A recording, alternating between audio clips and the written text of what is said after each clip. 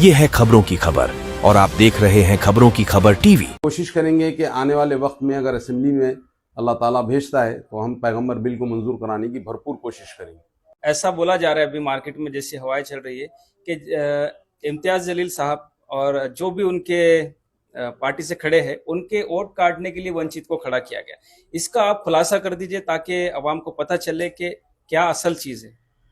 देखिए, अगर मैं आज़ाद उम्मीदवार की हैसियत से उम्मीदवार रहता था तो ये बात सही हो सकती थी कि मैं जो है वोट काटने के लिए खड़ा हूँ, लेकिन मैं मुसलमानों के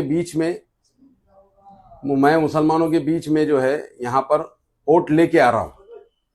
लास्ट टाइम जो अमित बुईगढ़ साहब ने वंचित बहुजन अघाड़ी से 27,000 वोट लिए थे, वो 27,000 को 35,000 40,000 कैसा करना वो हमारा काम है। इंशाअल्लाह अजीज हम जो है ये वोट लेके आ रहे हैं, हम वोट काट रहे नहीं है। और जो लोग इल्जामात लगा रहे वोट काटने के लिए, उनको तो मुसलमानों ने खड़ड़ के वोट 19 में दिया था। पूरे के पूरे मुसलमानों ने वन साइड वोट किया था। 68,000 वोट लेके हम इस सेंट्रल के हल्के में हार गए और 80,000 वोट लेके हम जो है पूर्व के हल्के में हार गए।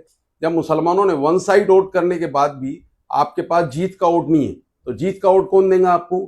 2019 में पार्लियामेंट का इलेक्शन हुआ, वंचित बहुजन अघाड़ी हमारे साथ में थी, हम पार्लियामेंट का इलेक्शन जीत गए।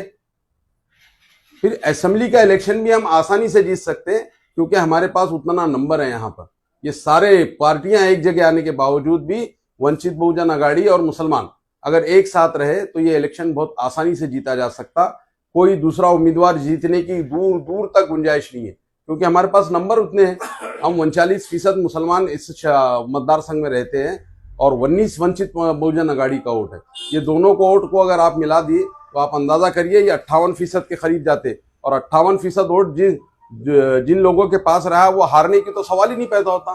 कांग्रेस, एनसीपी, शिवसेना, बीजेपी, मन से जितने लोग हैं ये सारे के सारे लोग एक जगह आ गए तो ये दो कौमों के वोट का मुकाबला नहीं कर सकते आज की डेट।